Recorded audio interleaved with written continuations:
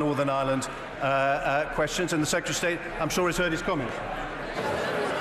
Order. Questions to the Prime Minister. Dr. Alan Whitehead. Go on, Alan. Thank you, Mr. Speaker. Labour will be... Number one. Oh, it's number one, Mr. Prime Minister. Thank you, Mr. Speaker. Immediately after questions today, I will be opening the debate on the Grenfell Tower inquiry report. But, Mr. Speaker, I know the whole House will want to join me in recording that after 10 tumultuous years, this is your last Prime Minister's questions. And as befits a distinguished former Wimbledon competitor, you have sat up there in your high chair, and not just as an umpire, ruthlessly adjudicating on the finer points of parliamentary procedure with your trademark Tony Montana scowl, Mr. Speaker. Not just as a commentator, offering your own opinions on the rallies you are watching, sometimes acerbic and sometimes kindly, but above all as a player in your own right, peppering every part of the chamber with your own thoughts and opinions, like some tennis ball machine, some uncontrollable tennis ball machine, Mr. Speaker, delivering a series of literally unplayable, unreturnable, formally unreturnable volleys and smashes. And although we may disagree about some of the legislative innovations that you have favoured, there is no doubt in my mind that you have been a great servant of this Parliament and of this House of Commons. You have modernised, you have widened access, you have cared for the needs of those with disabilities, and you have cared so deeply for the rights of backbenchers that you've done more than anyone since Stephen Hawking to stretch time in this particular session. And as we come to the end of what must be the longest retirement since Frank Sinatra, Mr. Speaker, I'm sure the whole House will want to join me in thanking you and hoping that you enjoy in your retirement the soothing medicament that you have so often prescribed for the rest of us. And I know members from across the House will want to join me in wishing the England rugby team the very best for the final in the World Cup on Saturday. Mr. Speaker, this morning I had meetings with ministerial colleagues and others in addition to my duties in the House, and I shall have further such meetings later today. Dr. Alan Whitehead. Thank you. Thank you, Mr. Speaker. I would like to fully associate myself with the comments from the Prime Minister about your outstanding service as Speaker, Mr. Speaker, and to wish you a long and successful life after your speakership has come to an end. Labour will be producing a strong offer on the climate emergency and net zero at the forthcoming election, including a full ban on the extraction of fossil fuel by fracking. What chance does the Prime Minister think he has of matching this offer, particularly in light of the news that the Conservative manifesto is going to be written by a lobbyist for the fracking industry?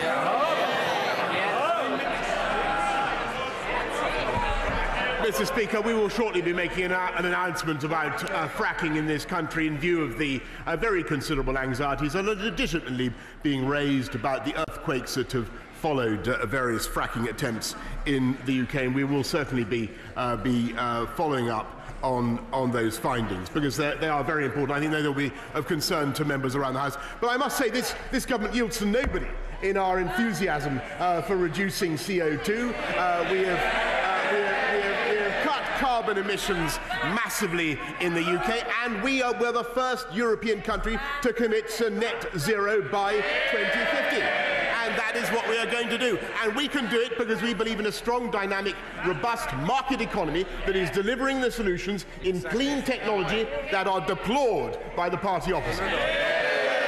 Simon Hoare. Thank you, Mr. Speaker. On behalf of these benches, can I first of all wish my right honourable friend the best of good fortune for the 12th of December. Yeah. Whilst we live in a period with some uncertainty, there are 426 people who have thalidomide, who very much rely upon the health grant to give them dignity, care and support. That grant comes to an end in a few years' time, Mr. Speaker. As chairman of the APPG for thalidomide, and on behalf of those 426 recipients, could I urge my right honourable friend to end their uncertainty as soon as possible by signalling a renewal of that grant to give them the peace of mind which I hope the whole House would agree they most certainly deserve. Well, I congratulate my honourable friend on everything he does for his constituents and indeed for the thalidomide victims, and I can reassure him that the current health grant, which is indeed, as he rightly says, subject to review in 2023, will be reviewed, and I'm getting the confirmation of that from my right honourable friend, the Health Secretary, and I hope that he will pass those assurances to the thalidomide victims as fast as he can. Jeremy Corbyn. Thank you, Mr. Speaker. Thank you, Mr. Speaker. I hope you will indulge me one moment while I say a word about you. I'm sure you will.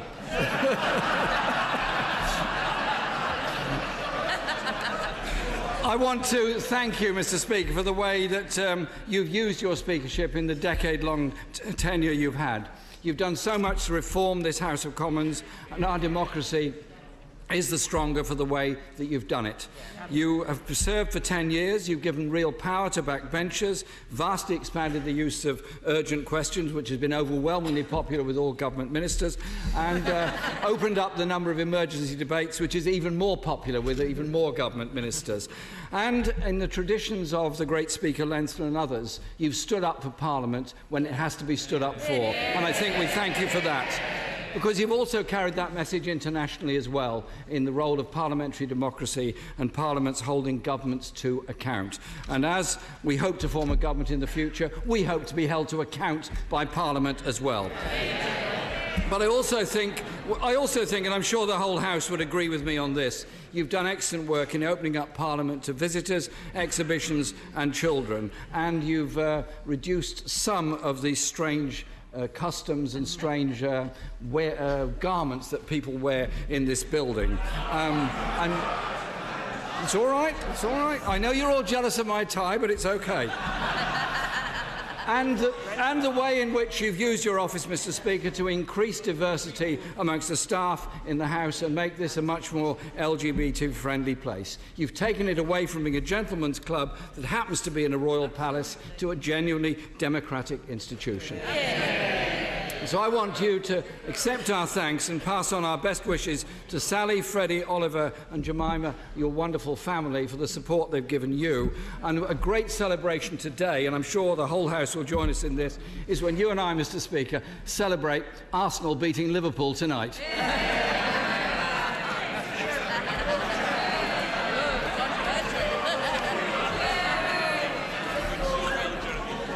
The Labour Party loves a debate and loves a bit of banter. Mr. Speaker, the Prime Minister's planned sell-out deal with Donald Trump means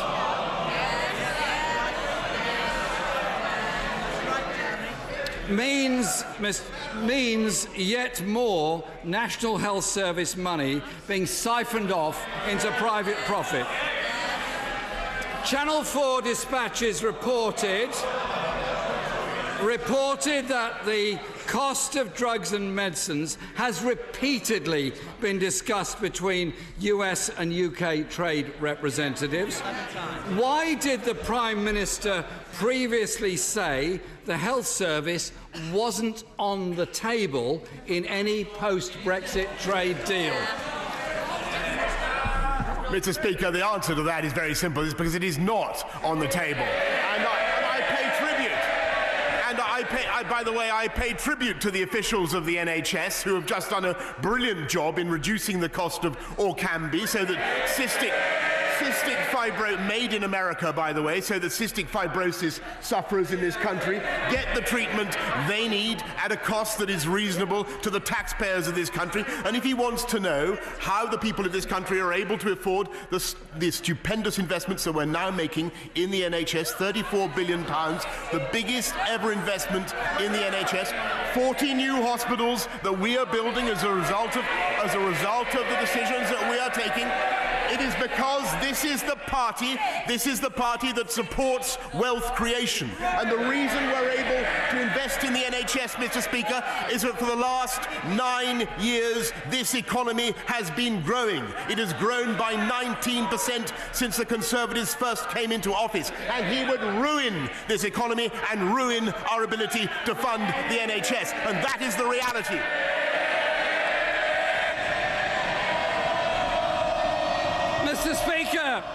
Mr. Speaker, we all welcome the fact that Okambi will now be able to be provided in this country under the NHS, and we thank those that campaigned for it.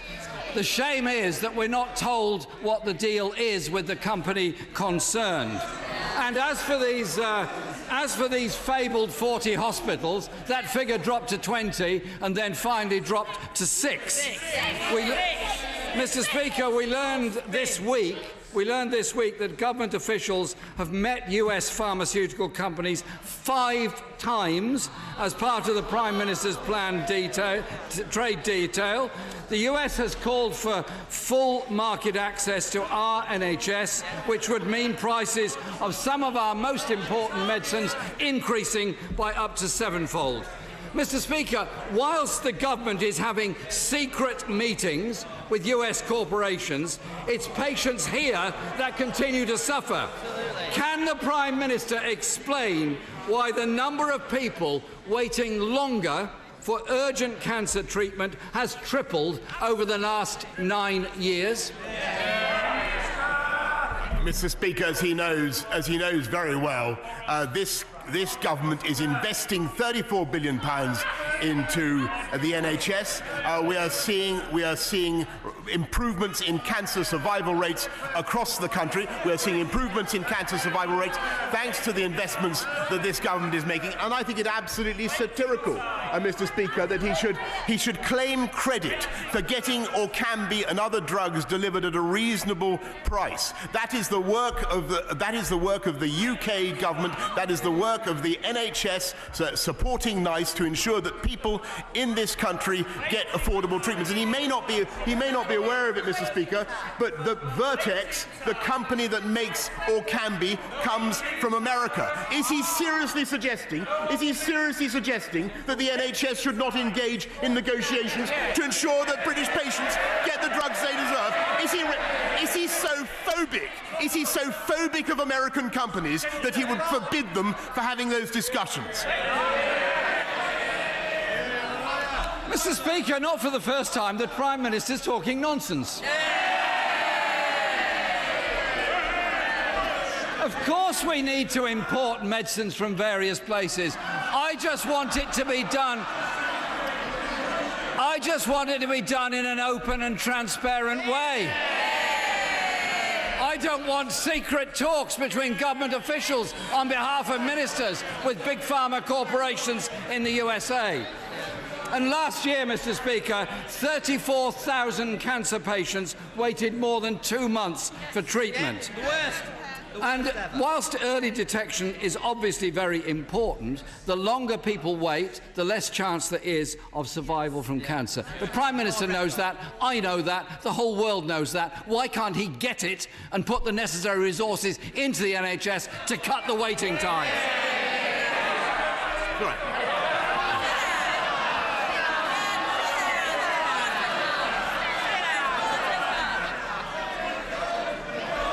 If he could just be patient for 30 seconds. He says, Mr. Speaker, he claims, Mr. Speaker, the NHS is safe in his hands. Why then has NHS privatisation doubled under this government, with nearly £10 billion being spent on private companies within our NHS? Mr. Speaker, the NHS is receiving unrivalled and unprecedented sums of taxpayers' money. But if he is seriously saying that he would not like dentists and opticians and Macmillan care nurses to work with the NHS, then I think he frankly must be out of his mind, Mr. Speaker. let me tell him that cancer survival rates have actually increased year on year since 2010. Cancer survival rates have increased, and more and more people are seen within the right waiting time, thanks to the investments that we are making. And I think he should pay tribute to the hard work of NHS staff, and he should recognise and stop talking down their incredible achievements. And he should recognise that we intend, if we come back as the next government, we will invest massively in that NHS and take it forward with the funds that we will make available from a strong and growing economy. And the reality is that he would wreck that economy. Mr. Speaker, what we don't want is private companies like Virgin Healthcare suing our NHS for contracts they didn't get. Our NHS should be focused on making people better, not the wealthy few richer. The National Health Service A&E departments, Mr. Speaker, have just had their worst September on record. This morning, the Royal College of Emergency Medicine says this winter the NHS needs over 4,000 extra beds. Could the Prime Minister explain why, under his government, the number of people in England waiting for an operation has now reached a record high of 4.4 million? Mr. Speaker, there's a reason why more people are receiving NHS care, and that is because the NHS is working harder and achieving more than ever before. And if he wants to look at what Labour, if the House wants to look at what Labour would be like in office, look at their performance in. Well, by the way, I should say the SNP government that negotiated a much higher price for Orkambi, it occurs to me, in Scotland. They did. They got the price totally wrong. You should have a word with them. If the people of this country want a horrific foretaste of what life would be like under a Labour-run NHS, look at the NHS in Wales, where all health targets are routinely missed. The A&E waiting target hasn't been met since 2008. Inpatient outpatients haven't been met since August 2010. Urgent cancer treatment. He talks about cancer treatment, Mr. Speaker. It hasn't been met since June 2008. That is how Labour runs the NHS, Mr. Speaker. I'm surprised he can keep a straight face saying that while his government has cut so much from the Welsh Government's budget.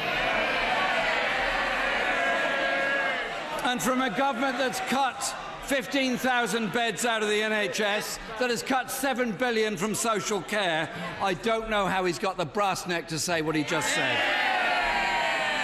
The reality is, Mr. Speaker, his words are hollow.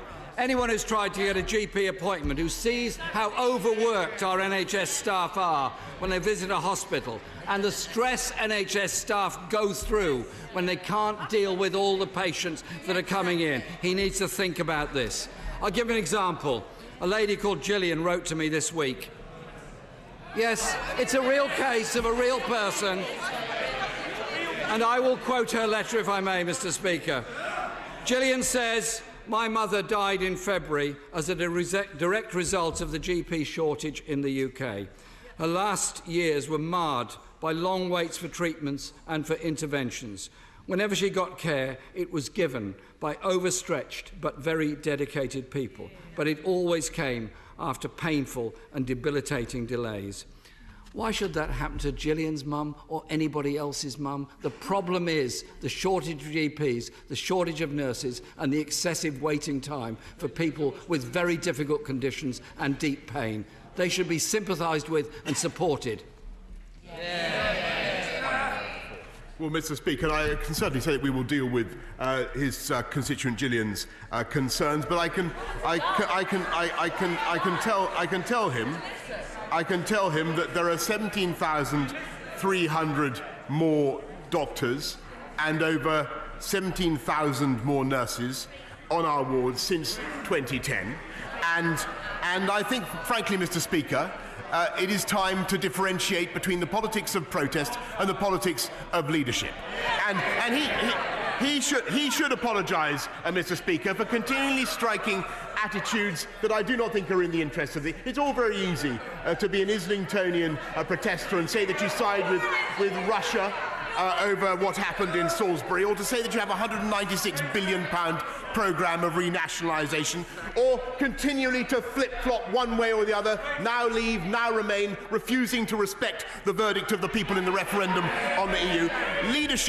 Leadership means standing up for the people of this country, standing up for our police, standing up for our NHS, making sure that it gets the funding that it needs, and standing up for our economy and for our wealth creators. And above all, it means getting Brexit done and ending the dither and the delay. The time for protest is over, Mr. Speaker. It's time for leadership, and that is what this government provides.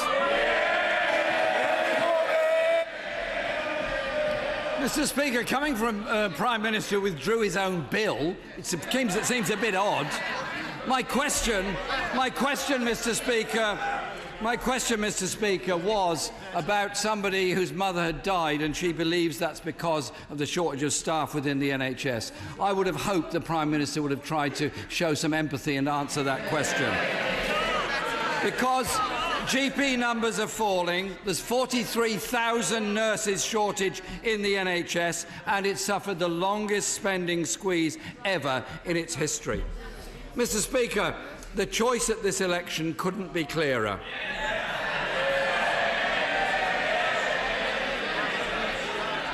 People have a chance to vote for real change after years of Conservative and Lib Dem cuts. Privatisation and tax handouts for the richest. This government that's put our NHS into crisis. This election is a once-in-a-generation chance to end privatisation in our NHS, give it the funding it needs, and give it the doctors, the nurses, the GPs and all the other staff that it needs. Despite the Prime Minister's denials, our NHS is up for grabs by US corporations in a Trump-style trade deal.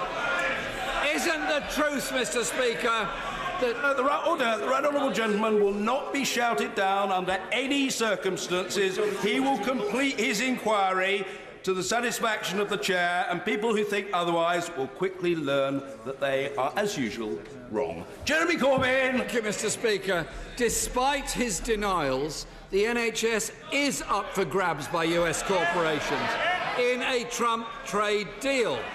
Isn't the truth, and the government may not like it, isn't the truth that this government is preparing to sell out our NHS? Our health service is in more danger than at any other time in its glorious history because of his government, his attitudes and the trade deals he wants to strike.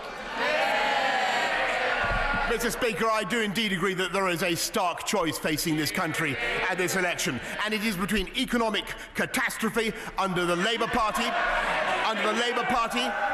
a £196 billion programme taking away money from companies and putting it on a pointless renationalisation programme, putting up taxes on corporations, on people, on pensions, on businesses, and at the highest level in the whole of Europe, Mr. Speaker. That is the catastrophe, the economic catastrophe that he offers, but it's worse than that because he also offers a political disaster.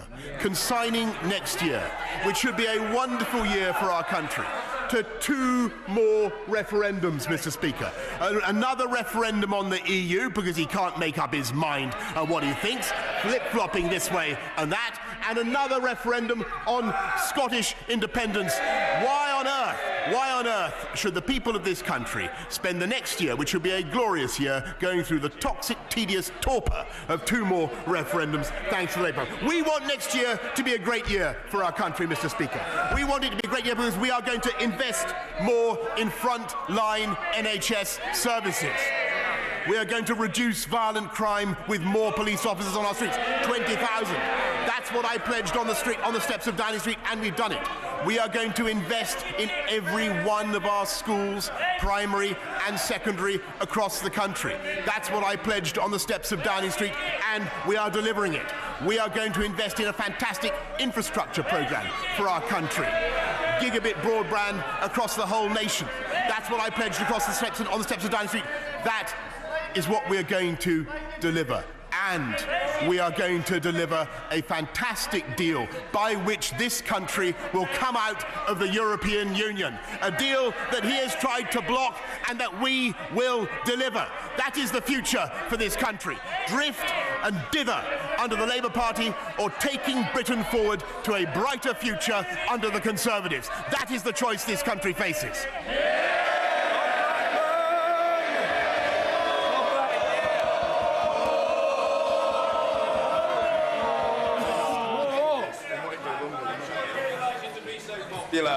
Mr. Blackman. Mr. Speaker, for more than 30 years, the Royal National Orthopaedic Hospital in Stanmore was promised a rebuild.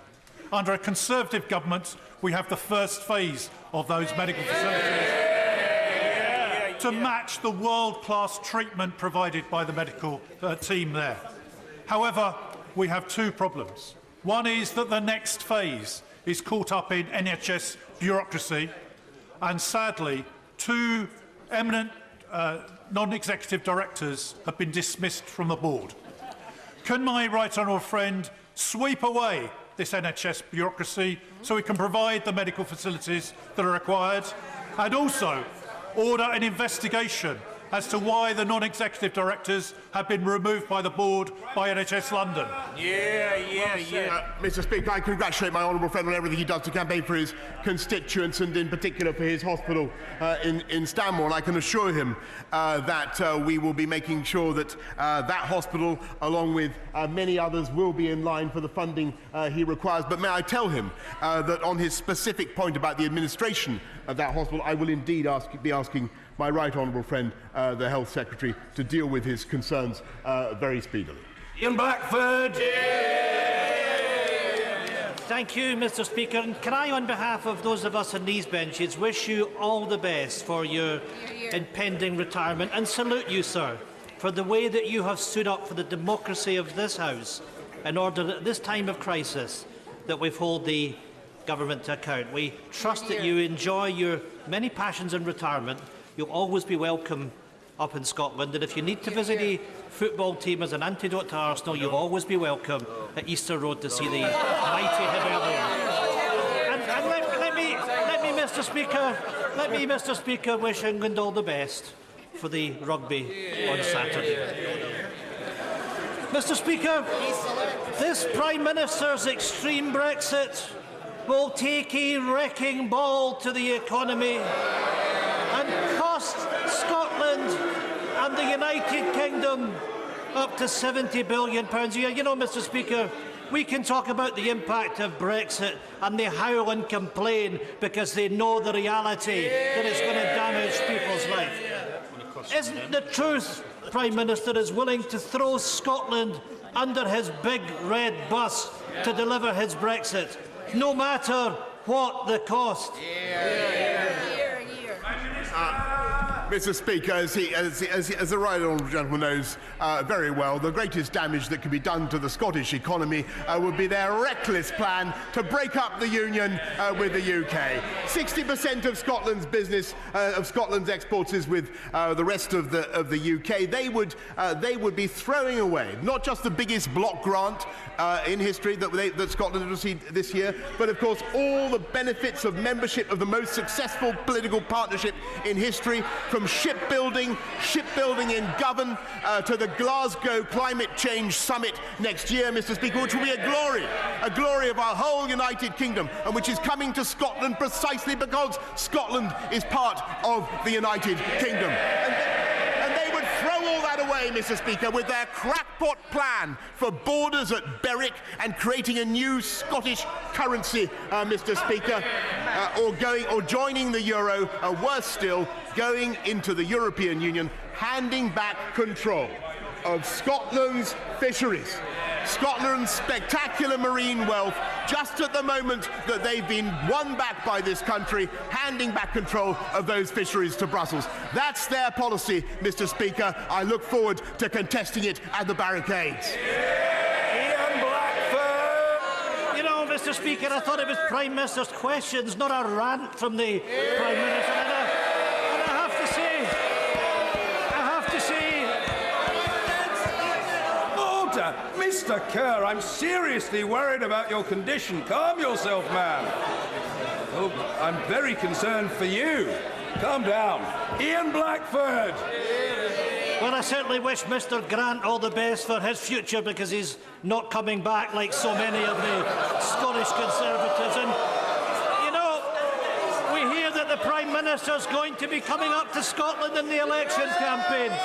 Can I tell the Prime Minister he's welcome, because each time he comes to Scotland he drives SNP supporters. Mr Speaker, Scotland didn't vote for Brexit, and we won't have it forced upon us. Isn't it clear that the Scottish National Party is the only party standing up for Scotland's interests and respecting our democratic decision to remain in the European Union? Mr Speaker, this coming election will be one of the most important in Scotland's history. Only a vote for the SNP can secure the escape route for Scotland away from this Brexit mess, from the chaos of Westminster, the austerity of the Tories, and to protect Scotland's right to choose our own future as an independent country in Europe.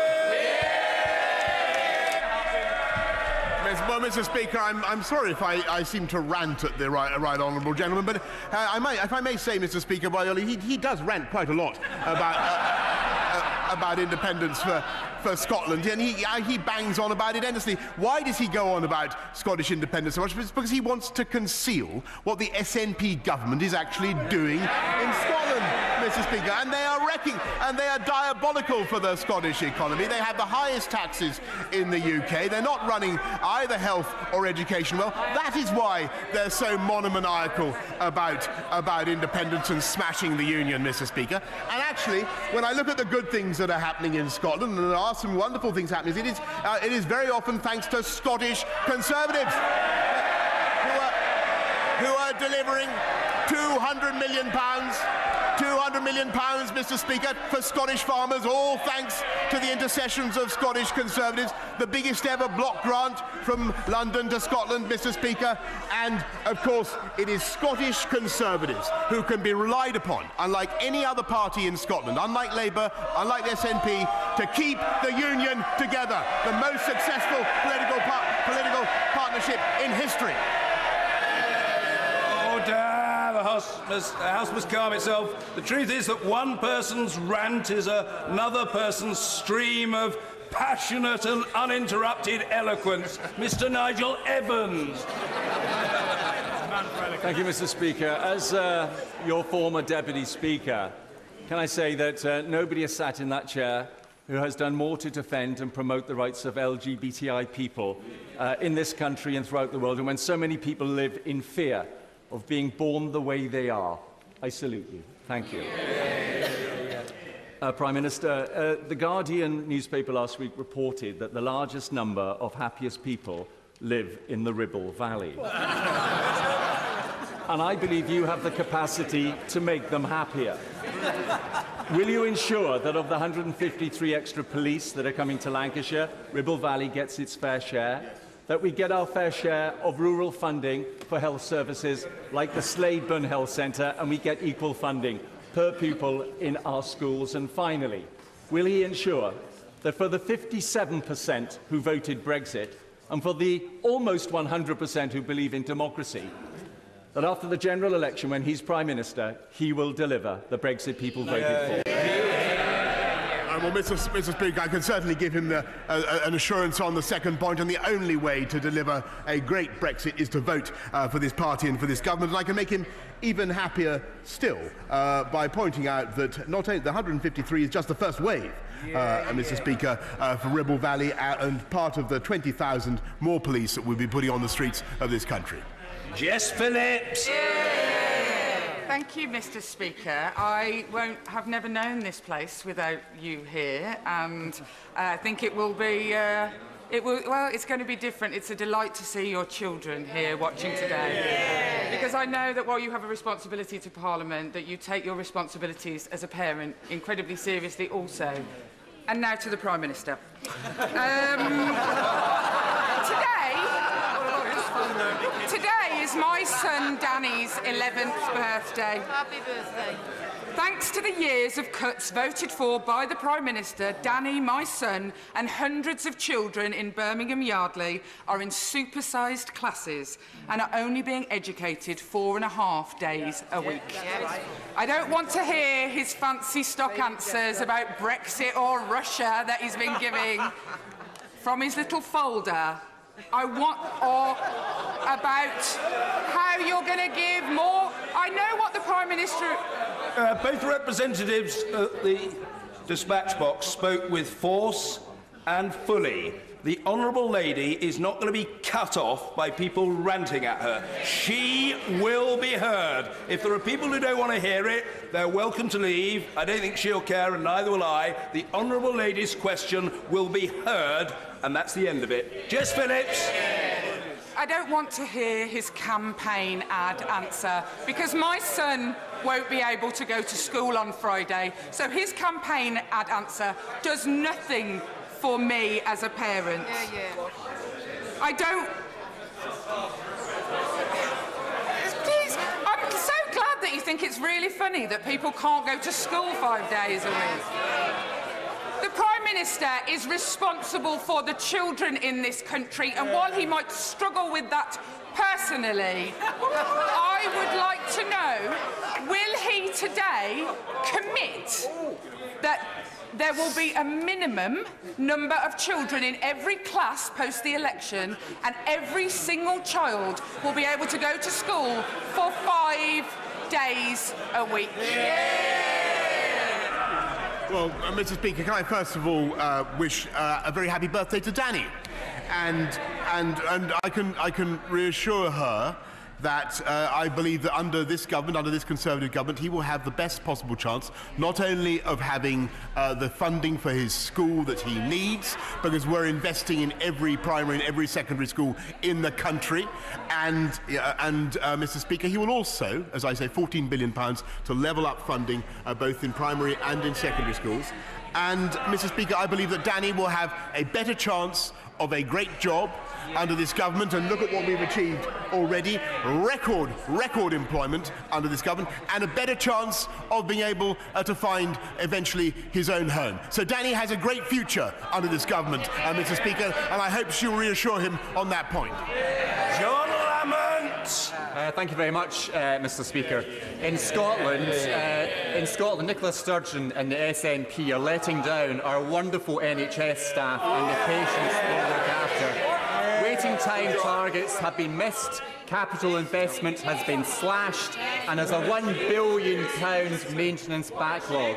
Does the Prime Minister agree with me that rather than obsessing about independence referendums, Nicola Sturgeon should end her neglect of Scotland's NHS? Mr. Speaker, I congratulate my honourable friend on everything that he does for his constituency in Berwickshire. He is absolutely right. That it is, and that is why, as I said earlier, that is why they rant, to use his own word. That is why they rant so incessantly about independence, because they wish to distract, they wish to dead cat, as the saying goes, from the lamentable failures of the SNP government in Scotland. And he's entirely right. If this goes on, I think that the SNP will forfeit all right to manage the NHS in Scotland. Ronnie Cowan. Thank you very much, Mr. Speaker. Fireworks and politics can be entertaining. Unfortunately, fireworks of explosive types can cause great distress to people, pets and livestock. The SNP has got his government on a 14-week consultation and received over 16,000 responses. 94% of respondents said they would welcome increased controls on the sale of fireworks. The relevant legislation covers consumer protection and explosives, environmental law and animal welfare law. Has the Prime Minister ever considered banning the sale of fireworks to the general public, and in the short time left to him, will he? Mr. Speaker, I think it's important to strike a balance, and people should be allowed to celebrate Guy Fawkes Night and other occasions with fireworks. But he's plainly right that they are very disturbing for animals. I know that my right honourable friend, the Business Secretary, is looking at this very matter. I just point out that on animal welfare, it may interest him to know that there are measures we will be able to implement as a result of Brexit, such as banning sow farrowing crates, for instance, which I think is a great concern to our constituents, banning the live export of animals that we would not otherwise be able to do. And that is one of the reasons why we need to get Brexit done and take this country forward. Baker! Mr. Speaker, thousands of British people in Wickham have family and friends on one or both sides of the line of control in Kashmir, with so many serious allegations of human rights abuses being made. Does the government accept that this is not merely some foreign policy issue to be dealt with by others, but that it is an issue of the most immediate and profound concern in Wickham and in towns across the UK? I thank my honourable friend, and he's absolutely right that this matters very much not just to him and to his constituents, but the welfare of communities in Kashmir is of profound concern to the UK government. And he also knows, of course, that it is the long-standing position of the UK government that the crisis in Kashmir is fundamentally a matter for India and Pakistan to resolve, and it is not, alas, since we were there at the very beginning of this crisis, he will understand for long-standing reasons it is not for us as the UK to prescribe a solution in that dispute. I'm back. In my constituency, the squeeze on government spending has meant we have a third fewer police than we had in 2010. We have lost half of our children's centres, and the state of disrepair at St Mary's Hospital, Paddington, is so acute that last week the outpatients department was closed because of leaking sewage. How then can the Prime Minister justify squandering £2 billion of public money on no-deal Brexit preparations, following his feeble pledge to exit the EU tomorrow, do or die? Mr. Speaker, I might ask her how she can justify spending another £1 billion per month by this country on delaying our exit from the European Union, which is what she voted for, Mr. Speaker. And I might remind her that under this government we are spending £225 million more per year on policing in London than there was a case when I was Mayor of London, Mr. Speaker. She might ask her friend, the Mayor of London, what he's doing with that money and why he can't do better, because frankly his record on policing in London is utterly shameful, and she should be holding him to account. William Ragg! Thank you very much, Mr. Speaker. I welcome the significant additional investment in Stockport schools, thanks to the Prime Minister's work. Will my right honourable friend, the Prime Minister, congratulate the excellent schools in my constituency and pledge further resources so that they can continue to deliver an excellent education for our young people? Mr. Speaker, I'd be very happy to congratulate Warren Wood and Norbury Hall schools, which I believe is the alma mater of my honourable friend, and to confirm what I think he knows and what the whole House knows, that those schools and every other school in the country is getting £14 billion more to level up funding for every pupil in this country. That is possible because of the policies pursued by our one nation Conservative government, and it will be ruined by the Labour opposition. Cunningham! Thank you, Mr. Speaker. Due to health inequalities, men in my Stockton North constituency live an average of 16 years less than in his. So would the Prime Minister agree it's time my area got the new hospital promised 10 years ago, but axed by the Tory Lib Dem coalition?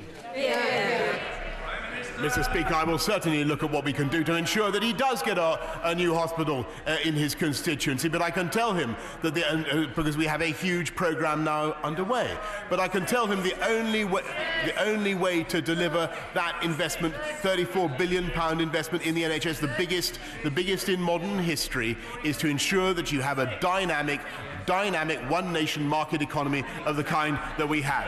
I'm afraid all that his party would do is whack up taxes on business, on companies, in such a way as to destroy the viability of the UK economy. And that's the programme that he supports. Mr. Kenneth Clark!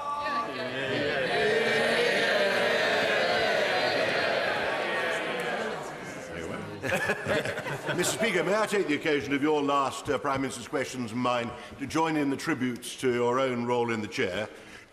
During your decade, there have been unprecedented attempts, really, to try to, at times, increase the power of the executive at the expense of this Parliament, and you have been very formidable in maintaining the duty of government to be accountable to this House. I trust your successor will try to live up to your very considerable achievement. And to show that a veteran MP can still look to the future, even one who is retiring from the House, can I ask my right honourable friend to give me some clarity on what he will seek to achieve if by chance he wins this unpredictable general election by way of the permanent relationship that he will have to negotiate between the EU and the United Kingdom as an ex-member. In the years of negotiation that he will have to undertake, will he seek to ensure that we maintain trade and flows of investment between the whole of the United Kingdom and the European Union that are free of tariffs, free of custom controls, and largely free of regulatory distinctions, indeed as near as possible to the single market and the customs union that we're in. Because just talking about a free trade agreement is an extremely vague aspiration and covers a wide range of possibilities. So can he demonstrate that he really is a liberal free trader at heart? Indeed, Mr. Speaker, and as he knows, the advantage of the partnership that we will build is that not only will we have zero tariff, as I'm sure they will, if the talks go well, we'll have zero tariff, zero quota arrangement with our European friends and partners, but we will also, under the current deal, which is a fantastic deal, we will be able to do free trade deals around the world, Mr. Speaker. And there will be many ways in which, of course, we will stay very close with our European friends and partners, many ways in which we will stay close, but there will also be important ways in which we may seek to do things differently and better. I've already mentioned animal welfare. I might mention tax breaks for new technology. I might mention cutting VAT on sanitary products. I might mention free ports, Mr. Speaker. There are all sorts of ways. I might mention different regulation on biotechnology or many of the areas in which this country now leads the world. That is the opportunity for our country to do a great free trade deal with our European friends and partners of a kind of which I'm sure my right honourable friend would thoroughly approve, but also to be a champion for free trade around the world. And that is what we're going to do. As the Father of the House leaves this place after 49 years without interruption, I, for one, want to salute him. The Right Honourable and learned gentleman is one of the most popular and respected politicians in our country. For his service to this place, for his service to his constituents, and for his service to our country, he deserves the warmest appreciation. For my part, I thank him for his support and friendship over decades. The Right Honourable and learned gentleman, as I think most sensible people know whether they agree with him or not, is a great man. Mr. Jonathan Reynolds. Thank you, Mr. Speaker. I know everyone on this side of the House would like to associate themselves with those comments to the floor of the House. Mr. Speaker, one of the most consistent things I've seen in all my parliamentary casework is, I'm afraid, too many children with special educational needs not getting the support they need, something I know, Mr. Speaker, you personally support a great deal. This year, councils in England alone will overspend on their SEN budgets by over £400 million, and even then, there is simply not enough resource in the system. So, Prime Minister, how could any government like yours justify going ahead with cutting corporation tax to 18% when children with the greatest needs in this country are simply not getting what they should? Prime Minister! Well, I'm afraid that shows a fundamental division between us, alas, because I think that what you need is a strong and dynamic economy, and the evidence is that if you reduce corporation tax, you deliver more in yields, you deliver more in growth, and that is how we've been able to commit now to spending another £780 million on special educational needs schools, and allowing communities to set up new SEND schools where they desire them. And we will back them with the funding that is made available by that strong economy. And that is the fundamental difference between him and me. Mr. Andrew Mitchell. Is my right honourable friend aware that during your time in office, Mr. Speaker, and the 326 Prime Minister's questions over which you have presided, thanks to decisions made by the government and by this House, the British taxpayer has paid for life-saving vaccinations for more than 140 million children living in the poorest countries of the world? Mr. Speaker, at a time of considerable division in our country, is not that an achievement in which the whole of Britain can take real pride? Prime Minister! Mr. Speaker, it certainly is an achievement in which I think the whole House should be proud. And I know that the right honourable gentleman, my right honourable friend, has done a huge amount to champion the cause of overseas development, and he can be absolutely certain that this government will continue not just to provide support for vaccination around the world, but of course to ensure that we continue to lead the world in our overseas development budgets, because our commitment, I may say, is followed and respected by countries around the world. Stevens. Yesterday, it was reported that a former staff member of the Secretary of State for Wales, Ross England, had, in the words of a trial judge, single-handedly and deliberately sabotaged a rape trial by referring to the victim's sexual history against the judge's instructions. The trial had to be stopped and started again from scratch, and the defendant was convicted. Unbelievably, the party opposite then selected Mr. England as a Welsh Assembly candidate with the Secretary of State's endorsement. Is the Prime Minister going to sack Mr. England? Prime Minister! Mr. Speaker, it would be inappropriate for me to comment on ongoing legal proceedings. Claire Perry-O'Neill! Thank you very much, Mr. Speaker. It is also in my last Prime Minister's questions, and I would like to follow the comments that have been made about your very strong leadership from that chair, and indeed your kind comments about my good friend, your right honourable member for Ruislip, and others. I would also like, if I may, take this opportunity to thank the staff of this place, particularly those in the library, the catering department, the doorkeepers who do so much to keep us hale and hearty. I'd like to thank my very number of friends and colleagues across this place, including my right honourable friend, the member for Maidenhead, who have been so personally kind to me over the last few months and so supportive of our policies, particularly the introduction of our net zero legislation. I would like to thank the people of Devices who have given me their trust for the last 9 years. It has been the privilege of my life to serve you. But I would like to ask the Prime Minister a question. Does he believe, like me, that there is no planet B, and that we should take the opportunity of this Brexit blockage-breaking election to move the country on and focus on the incredible things that we can do as the host of the UN's global climate change talks, which may be in Glasgow but are a 4-nation COP next year, so that we can help the world to get on with dealing with the problem of the next 30 years, how we repair our climate. Prime Minister!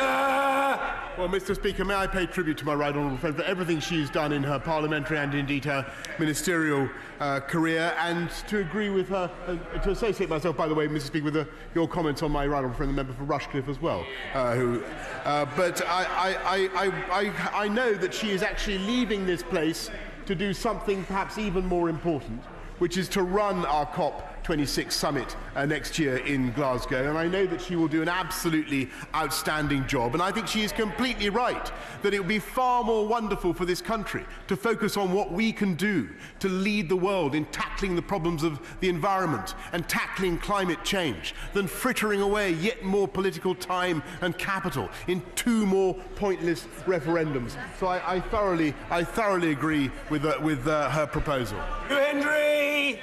Thank you, Mr. Speaker. Can I say to you from the Highlands, Gura Mahechlat? Prime Minister, my constituent Rachel has been separated from her 2 young children and her husband Mark and forced to return to Malaysia because her £2,000 spousal visa application was refused. It was refused because her husband Mark's payslips were not included. The problem is, Prime Minister, that payslips are not a requirement on the UKVI checklist, and she called and emailed UKVI and was told no further information was required. Does he consider this to be fair, and will he personally look into her new £2,000 application to ensure this Highland family are reunited by Christmas? Well, Mr. Speaker, I thank him for raising his constituents' problem with UKVI, and I will make sure that my right honourable friend, the Home Secretary, addresses it immediately. John Barron. We all remember that the opposition parties never wanted to give the people an EU referendum, even opposing our amendment to the 2013 Queen's Speech, selected by you, Mr. Speaker, an early Brexiteer, to regretting the absence of a referendum bill. Given that they've done everything they can to delay our departure, may I urge the Prime Minister, as we head into Christmas, whatever their antics, that he leads a positive, decent, one nation campaign, a stronger economy to help those less fortunate, which addresses the divisions in our country, and we wish him well. Well, Mr. Speaker, I thank my right honourable friend for putting it so succinctly and so well. That is exactly what we want. I think it's what the people of this country want. They want to get Brexit done, and they want to move forward with a one-nation agenda to unite this country, level up across the country with better education, better infrastructure, and fantastic new technology. That is our agenda. Their agenda is for years more of political dither, delay, and division. Angus Brendan McNeill. Happily, Mr. Speaker, Angus Kermahich live as well from the Hillingen in year. Mr. Speaker, with Scotland's changing status in Europe since 2014, why will the Prime Minister not agree to a Section 30? Why has he so far refused a Section 30 as a route to enable an independence referendum for Scotland? Scotland needs to join the dozens of normal, independent European nations and become independent.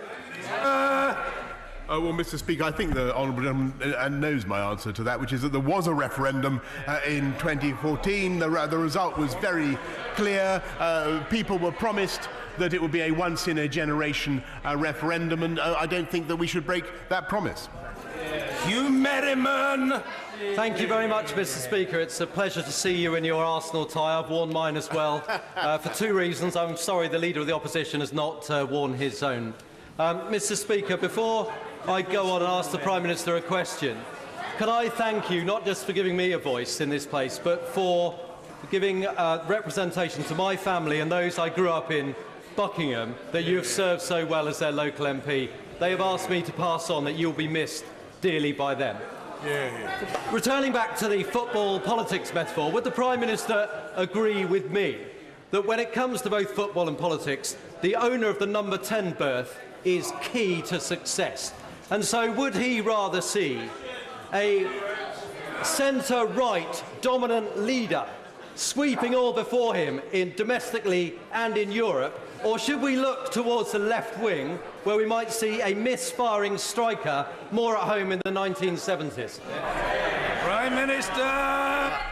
Again, Mr. Speaker, I thank my honourable friend who does a superb job of representing his constituents. My own footballing skills are legendary.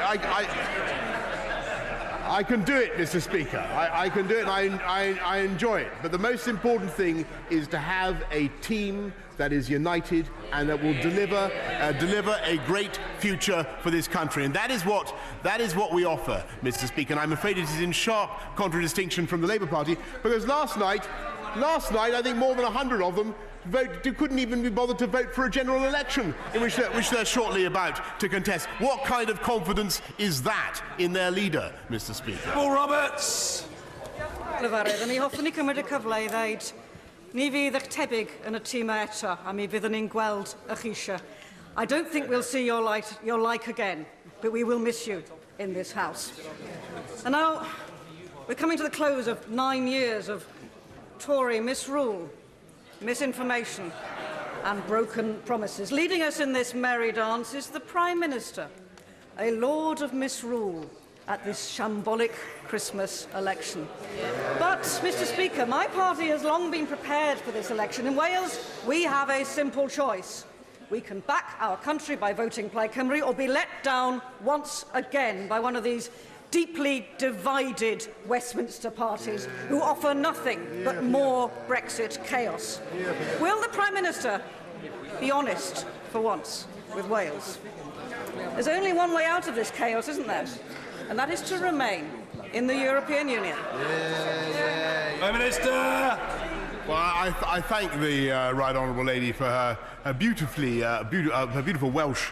I couldn't get all of it, all of the Welsh, but I just remind her of the most important thing, the most important point that she might bear in mind is that her constituents, the people of Wales, voted to leave the European Union, and that is what the people of this country voted for. That is what the majority of the constituents of the benches opposite voted for, and it is high time that they honoured that promise. Dr. Caroline Johnson. Thank you, Mr. Speaker. Mr. Speaker, my constituents in North Wycombe deal with some of the worst traffic congestion in the country, and they tell me that completing Lincoln's bypass would make a huge difference to their lives. Can my right honourable friend, the Prime Minister, confirm his government will support by building of this bypass? Mr. Speaker, not only can I confirm that, but I can thank both her and our candidate in Lincoln, Carl McCartney, for everything they have done to campaign for that bypass. Mr. Nigel Dodds. Thank you, Mr. Speaker. And can I, on behalf of the members of my party, thank you for your service to this House. You came to office at a very, very turbulent and challenging time for this House, and you've always been very assiduous in protecting the rights of backbenchers and smaller parties, and we thank you for that and wish you well in your retirement. Mr. Speaker, in the dying days of this Parliament, would the Prime Minister please do something for the victims of historical institutional abuse in Northern Ireland? I raised this at Northern Ireland Questions. There is still time in this Parliament to get this legislation through. The victims have been waiting for so long now. It is cross-party, cross-community support. Would he please act on that? I thank my right honourable friend for the point he's made, and he's campaigned very much on that issue. The government, of course, has fulfilled its promise to introduce legislation on the matter, and as he knows, my right honourable friend, the Secretary of State for Northern Ireland, has had productive meetings with representatives from victims and survivors groups. But the most powerful way of addressing this issue, as he knows, will be if we can all work together to get the Stormont executive back up and running to deal with the matter themselves. Sir John Hay. Thank you, Mr. Speaker. There will never be, because there could never be, a more eloquent and articulate Speaker. We will miss your style and your remarkable encyclopedic grasp of detail. And I will miss the literary references, by the way, Mr. Speaker. Marcel Proust said the only... Hear about Proust. The only real voyage of discovery consists not in seeking new landscapes, but having new eyes. And hard-working British patriots that voted to leave the European Union with fresh eyes have in their sights the bourgeois liberal elite that are trying to steal Brexit from them.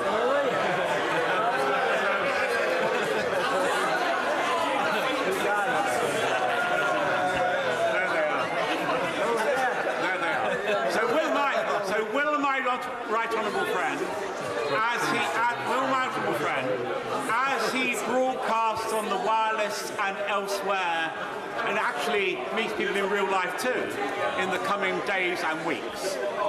Simply evangelise this plain and straightforward message. Back Brexit, back Britain, back Boris. There is only one way to take this country forward, and that is to get Brexit done. And I can tell him he is a doughty campaigner for people in his constituency and across the country. And if our government is returned, as I hope it will be, and I will work very hard to ensure that it is, the people of this country will be seeing record investment in their NHS. They will be seeing improvements in their wages through the biggest expansion of the living wage in memory. And they will be seeing reductions in the cost of living, because it is one nation Conservative policies that can be relied on to take this country forward, and it is that party that would take us backwards. Jay Swinson. Thank you, Mr. Speaker. And from the Liberal Democrat benches, can we wish you well and congratulate you on a decade, particularly as a modernising Speaker. From topicality of debates to promoting diversity within the staff of the House, to reforms to support parents who are MPs, you have helped to drag this institution out of the past so that it can face the future. At this general election, voters deserve better than a choice between the two tired old parties. And in the TV debates, people deserve to hear from a leader who wants to stop Brexit and build a better future. So will the Prime Minister commit today to take part in those three-way debates? Or is he going to run scared of debating a girly swap? Prime Minister! Mr. Speaker, I think what the people of this country want is their promises kept, and I'm not disposed to believe in the promises of the Liberal Democrats when their leaflets in London say they want to revoke the result of the referendum. Their leaflets in the southwest of the country don't mention Brexit at all, Mr. Speaker. That's them. That's the Liberal. What they stand for, that's the bunch of hypocrites, a lot of them. They stand for nothing but a policy of dither and delay and indecision, and to take this country forward, with fantastic environmental policies, fantastic policies on education of a kind that I think will appeal to all her constituents. She should join this party, vote for this government, and support us at the general election. Jack Lepresti! Thank you, Mr. Speaker. If I may, could I join with the tributes from across the House to your service and your speakership?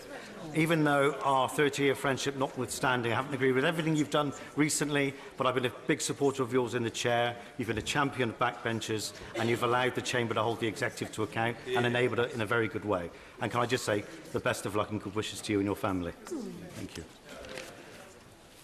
When my right honourable friend was standing for the leadership of our great party, he spoke about ending the witch hunt of our Northern Ireland veterans. Yeah. He said we need to end unfair trials of people who served Queen and country. He said the persecution of veterans facing historical allegations over troubles in Northern Ireland has got to stop. Now, given that there was nothing in the Queen's speech, can he give a clear manifesto undertaking that if he's re-elected as Prime Minister with a Conservative government, he will bring forward legislation as quickly as possible to end this awful injustice? Yes, Mr. Speaker, and I thank my honourable friend for everything he has done to campaign on that issue. As he knows, the consultation on the new legislation was only concluded a few days ago, and I can certainly give him the reassurance that we will be bringing forward legislation to ensure that there are no unfair prosecutions of people who serve this country faithfully and well when there is no new evidence being provided. The Prime Minister said at the start that I had demonstrated that I was stretching time, and I wouldn't want to disappoint him. Two final contributions from colleagues who I know are leaving the House. Mr. Ronnie Campbell. Thank you, Mr. Speaker.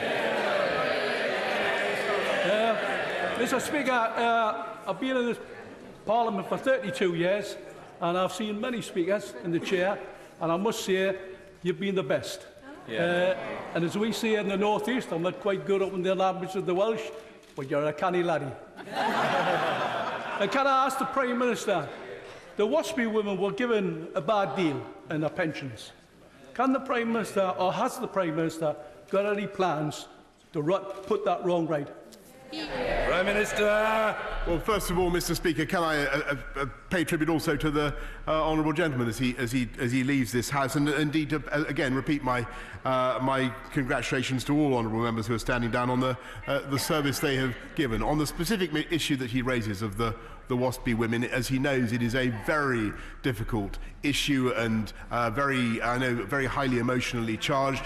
We have done our best to try to satisfy that group, and another £1 billion has, I think, been allocated to the support of WASPy pensioners. But I would just remind honourable members opposite who are chuntering at me that under the Labour Party, I seem to remember that female pensions went up by 75p. Yeah.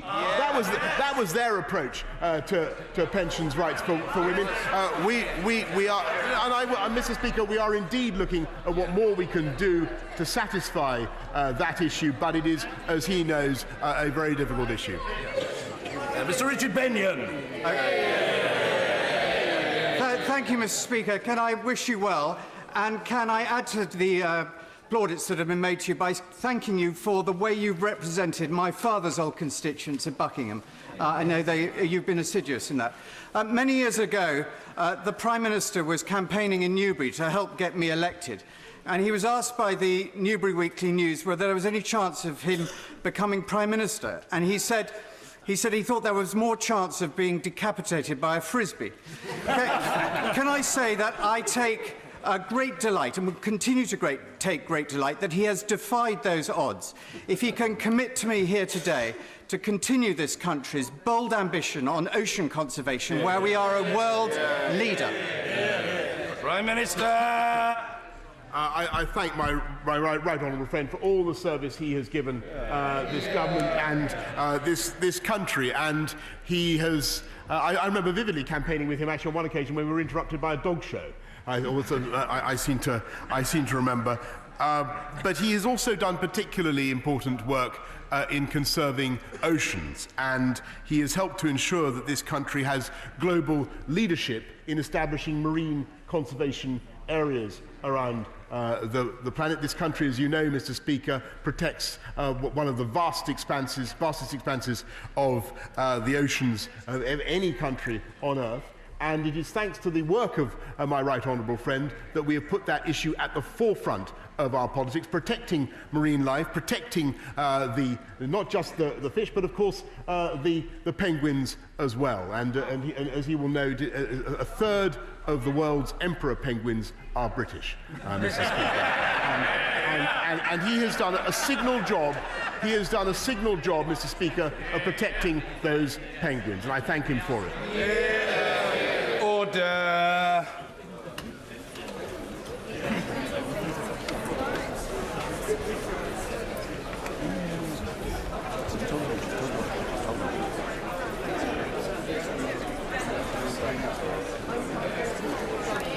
Order. Just before we proceed with a number of statements that need to be made, I would like to thank the Prime Minister and colleagues for their kind and generous personal remarks, which are greatly appreciated. I want to thank staff of mine, past and present, who have given of their time to be here today for the last Prime Minister's question that I chair. All of them are people who've worked with me for a significant period of time. We've had fantastic relations and a terrific bond, and I hugely appreciate the fact that they've bothered to turn up on this occasion. And in particular, again, I want to thank my wife, Sally, and our 3 children, Oliver, Freddie and Jemima, for the support, stoicism and fortitude which they've displayed through thick and thin over the last decade. I'll never forget it, and I'll always be grateful for it.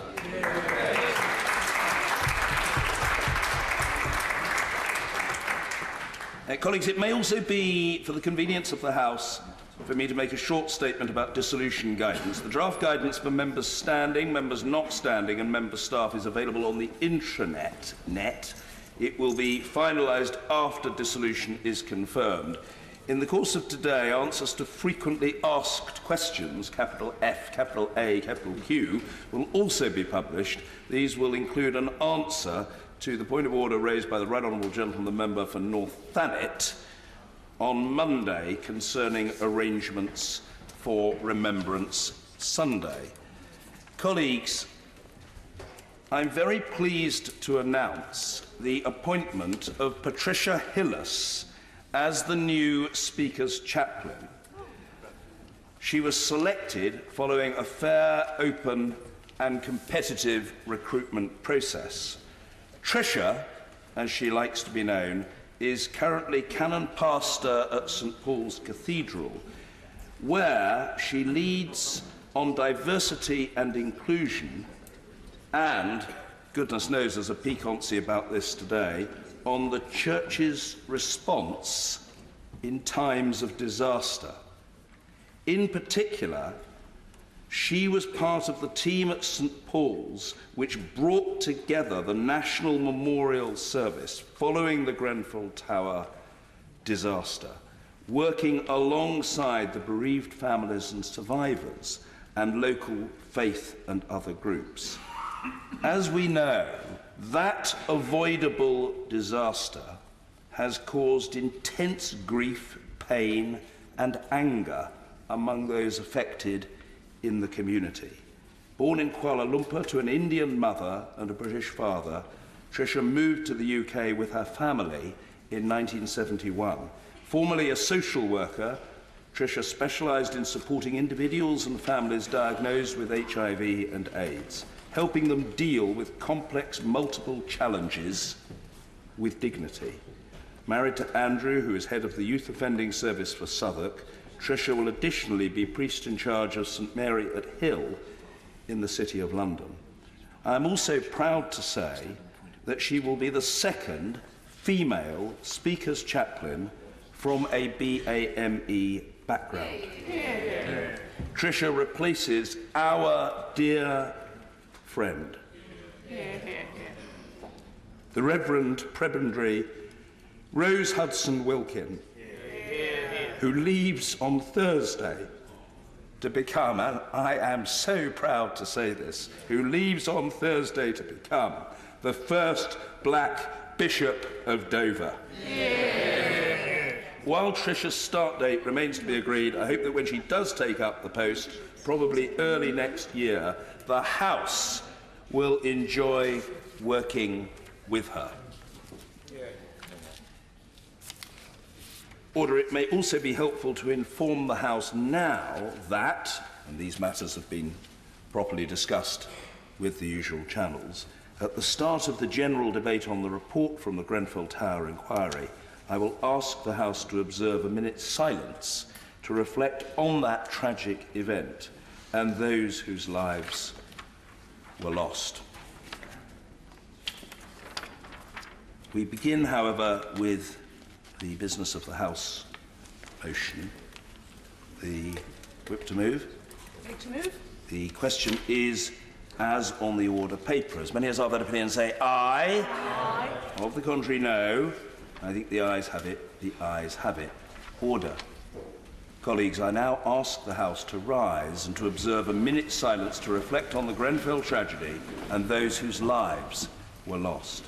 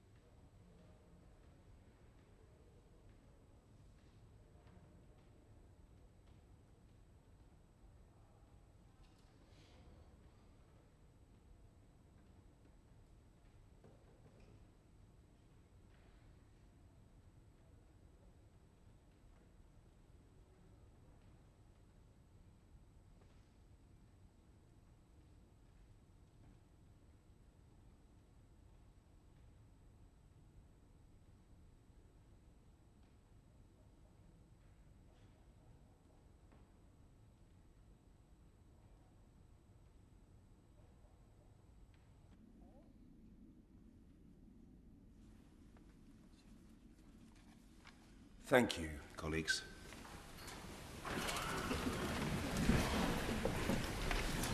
We now come to the general debate on the report from the Grenfell Tower inquiry. To move, I call the Prime Minister. Mr. Speaker, before I begin, let me say that I will be, Mr. Speaker, I will be making quite a lengthy speech this afternoon reflecting the very comprehensive nature of the report. So if honourable members will bear with me, I'm sure that I will address many of the issues on which they may be planning to intervene. Mr. Speaker, the bereaved, the survivors and the members of the North Kensington community joining us in the galleries today each have their own story to tell, their own perspective on what happened at Grenfell. But over the past 2.5 years, they have been united in their fight to uncover the truth. It is not a fight they would ever have chosen, but it is one that they have taken up with determination, with dedication, and with great dignity. Yet their exceptional tenacity in seeking justice has not always been matched by their faith in the system's ability to deliver. This is no surprise. After all, they have been let down many times before, too often overlooked and ignored in the months and years before the tragedy, and shamefully failed by the institutions that were supposed to serve them in the days and weeks after it. Since then, the survivors, the bereaved, and the local community have endured one unbearable milestone after another. The funerals, the anniversaries, giving and hearing evidence at the public inquiry, the painful process of building a new life in a new home without loved ones and without treasured possessions, and then the publication of this report today. All this while carrying with them the unimaginable trauma suffered that night. I am very much aware that no report, no words, no apology will ever make good the loss suffered and the trauma experienced. But I hope that the findings being published today and the debate we are holding this afternoon will bring some measure of comfort to those who suffered so much. They asked for the truth. We promised them the truth. We owe them the truth. And today, the whole country, the whole world, is finally hearing the truth about what happened at Grenfell Tower on the 14th of June, 2017. When the sun rose over London that morning, it revealed an ugly scar of black smoke cutting across an otherwise clear blue summer sky, and on the streets of North Kensington, a scene of horror and desperation. Shortly before 1 o'clock that morning, a faulty fridge freezer had started a small fire in the kitchen of a flat on the 4th floor of the 24-storey Grenfell Tower. The resident of that flat did everything right. He raised the alarm, called the fire brigade, alerted his neighbours. Within 5 minutes, firefighters arrived to deal with what appeared to be a routine incident. And in the normal course of events, the fire would have been contained, extinguished, and that would have been that. But what happened that night was anything but normal. And so, even before firefighters began to tackle the blaze on the inside of the tower, unbeknown to them, flames were already beginning to race up the outside. Just 7 minutes after the first firefighters entered the kitchen on the 4th floor, a resident on the 22nd dialled 999 to report the blaze at her level, almost 200 feet higher up. By 1:27 a.m., a column of fire had reached the roof. One whole side of the building was ablaze. Dense smoke and searing flames, visible across the capital, began wrapping around the tower, penetrating its heart. And by 1:30 a.m., less than 3/4 of an hour after it began, it was clear to those watching below that the inferno was completely out of control. Grenfell Tower, filled that night with almost 300 souls in its 129 flats, was beyond saving. The fire that shocked the nation and the world that June morning took the lives of 72 men, women, and children.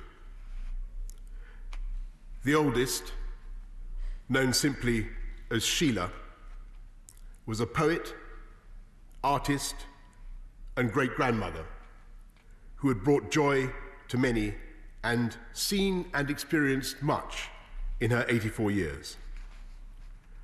The youngest, Logan Gomez, had never even seen his own parents. He was stillborn hours after his mother made a narrow escape from the choking, noxious smoke. Many who lived together died together. Husbands and wives, parents and children were found in each other's arms. Those who survived saw everything they owned reduced to dust and ash. Wedding dresses, irreplaceable photographs, beloved children's toys, all gone. And the true scale of the trauma, the impact of the fire not only on those who survived, but those who lost loved ones or who witnessed its destruction, is unlikely ever to be known. Grenfell represented the biggest loss of life in a single incident in the UK since the Hillsborough tragedy 28 years previously.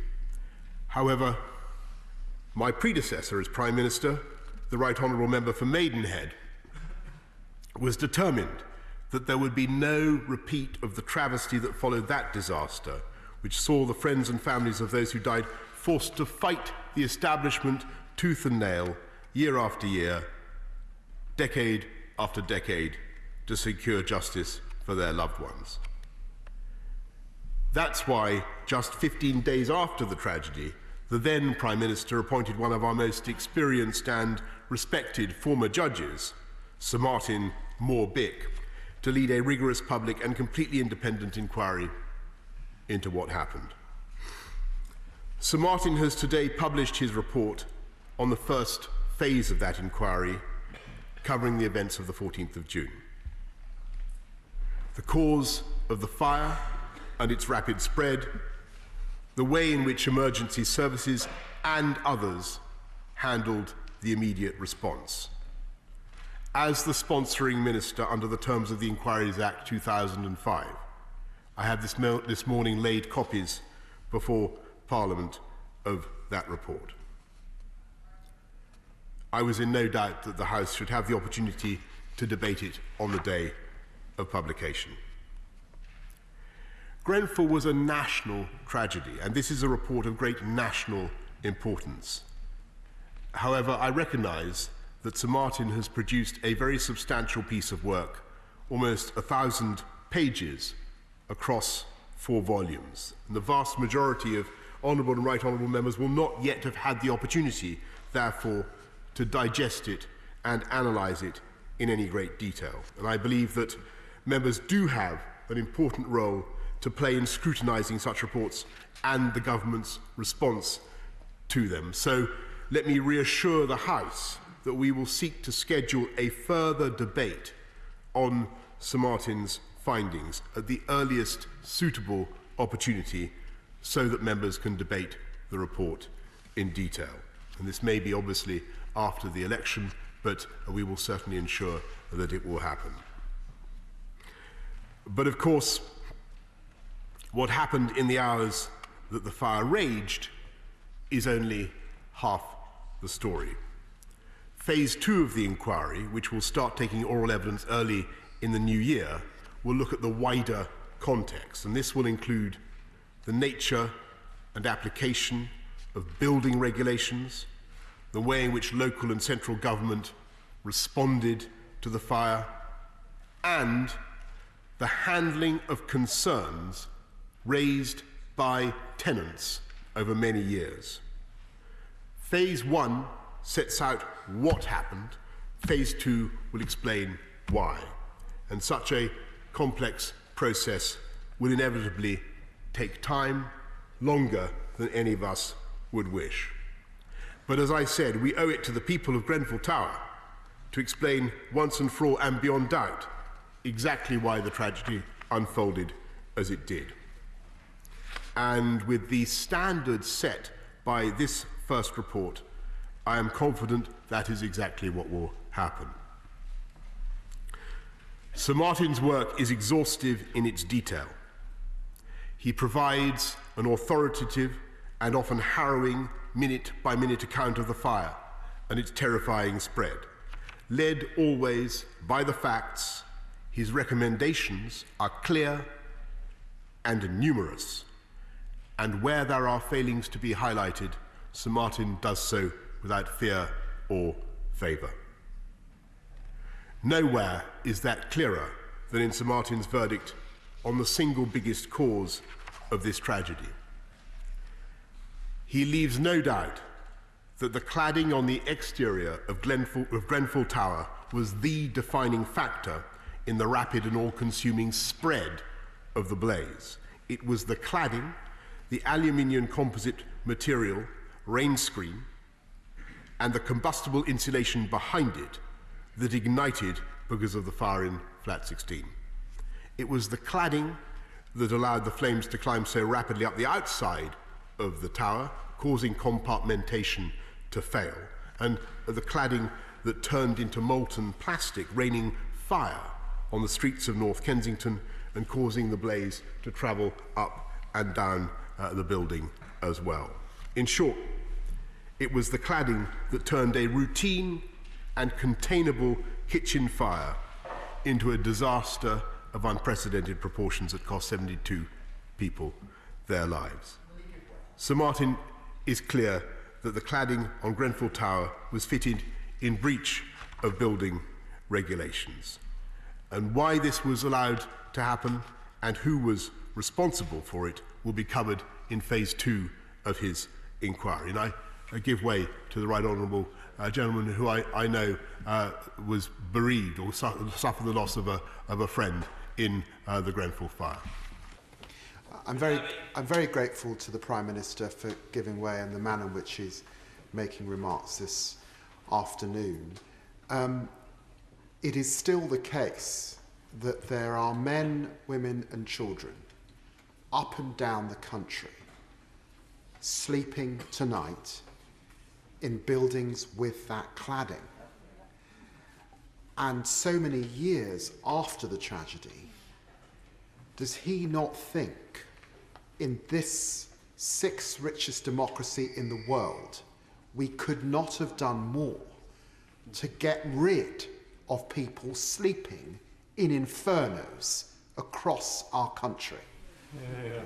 Well, the Prime Minister. I'm very grateful to the honourable gentleman for his point, and indeed I was coming to that very matter in my explanation of what happened. And all I can say, Mr. Speaker, is that he is quite right, and we cannot afford to wait for the full conclusions of the report. That is why, as my right honourable friend, the Secretary of State for Community and Local Government has just pointed out, we have allocated a further £600 million to the removal of such cladding, and it is essential that we remove similar cladding on all buildings as soon as possible, and that is why we've established that fund to pay for the removal of such cladding systems from tall residential buildings. And I'm pleased to say, I know that progress is not as fast as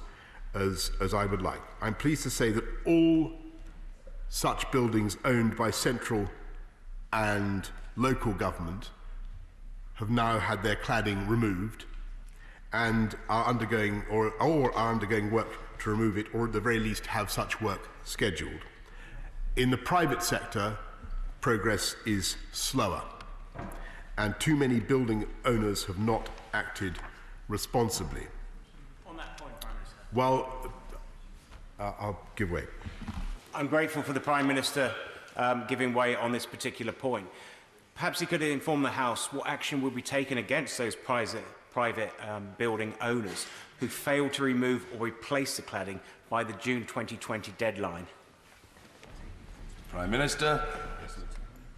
I'm grateful to my honourable friend, and he raises a very important point. We are proposing to name, Mr. Speaker, the businesses and companies that own those buildings that are failing to comply in order to encourage them to get on with this vital work. Because while people living in those privately owned buildings are safe, and the House will know that round-the-clock fire patrols and other temporary measures ensure this is the case, I'm in no doubt that they need a long-term and lasting solution. Can I just make some progress? Nearly all private high residential buildings where such cladding remains are now in line to have remedial work scheduled. Where that is not the case, the government will work with local authorities to take enforcement action if landlords refuse to deal with the problems themselves. And I think the House would agree that they've had enough time. There are no more excuses. They must make those buildings safe or face the consequences. And I'll happily give way to the Right Honourable Lady. Thank you, Prime Minister, for giving way. It's on precisely that point. The Housing Committees and Local Government Select Committee has done a lot of work on this issue, and we have highlighted the need for speed in terms of the removal. It is in the private sector where there are often disputes between the freeholder and the leaseholders who may be legally responsible but simply haven't got the wherewithal to do this work. So I'm pleased with what the Prime Minister said. Will he confirm now that he will work with local authorities to actually go in and do this work in default to make sure people in these properties are safe? Yeah. Yes, indeed, Mr. Speaker. I'll just answer the point, if I may. We are indeed going to be working, already are working with local authorities to enforce the requirements that they remove the cladding in question. And although I think, like many members of the House, feel that progress should be faster, I can assure him that we are hard at it to remove that cladding. Can I turn now to the second, if I may, Mr. Speaker, to the other most important factor that Sir Martin has identified? The cladding on Grenfell Tower caused the fire to spread out of control and to behave in ways nobody had seen before. And this unprecedented fire created an unprecedented challenge for the men and women sent to fight it. Mr. Speaker, since 2017, much has been written from many perspectives about the way in which the London Fire Brigade handled the unfolding disaster. So let me be very clear from the start. I'll give way to the Honourable Lady. I thank the Prime Minister, and I thank him for his thoughtful delivery of the speech. I've seen the report this morning and I've seen the recommendations, and I just would like to ask the Prime Minister if he will give an undertaking today to enable extra funding, adequate funding, so that those recommendations can be taken forward as a matter of haste, because it's been 2.5 years, that's too long, and we need the money specifically for them to be taken forward quickly. I'm very grateful to the Honourable Lady, and I can tell her that I'm coming to that matter, and I think probably all the matters that Honourable members wish to address a bit later on in my remarks. But I think the issue that I think the House will want to hear about now is the opinions of Sir Martin about the way in which the London Fire Brigade handled that disaster. And after examining all the evidence and listening to hundreds of witnesses and experts. Sir Martin does not call into doubt the actions or bravery of any of the rank-and-file firefighters dispatched to Grenfell Tower. No one, any of us in this House or the other place, should be in any doubt about that.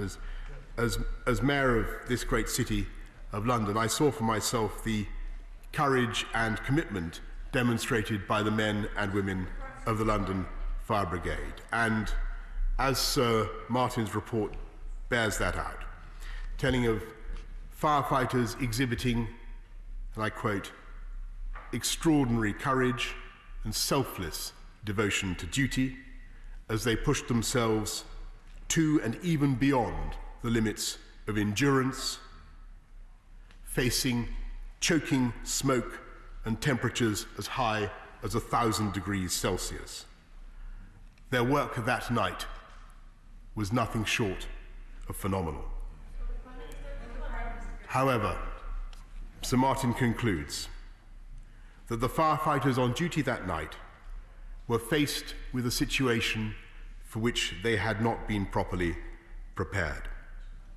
He finds that the London Fire Brigade's planning and training for such an incident were gravely inadequate, and that on the night of the fire there were serious deficiencies, I quote, in command and control. The report highlights a lack of coordination between emergency services, what Sir Martin calls a serious failure of stated policies. And I think this will be the point that will be of most concern to those who lost loved ones. He finds that the failure to order an evacuation of the tower once the fire was clearly out of control most probably led to the deaths of individuals who could otherwise have been saved. If I may continue, because I think it will be important for the House to hear the whole context in which these criticisms and these points are made.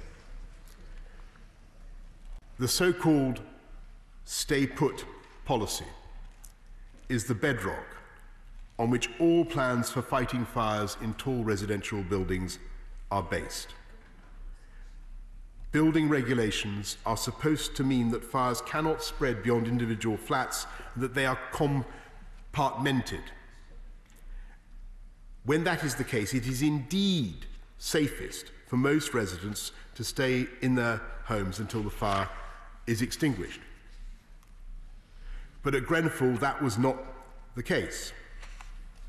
The fire spread both widely and rapidly up and down and across the tower. The inquiry found, perhaps if I could just continue with it, I think the House will get the whole picture that Sir Martin wants to convey. By 1:30 a.m. it was clear that compartmentation had failed. By 1:50 a.m. it was still not too late to order an evacuation. Yet, according to Sir Martin, senior officers simply could not conceive of a situation where compartmentation could fail so comprehensively.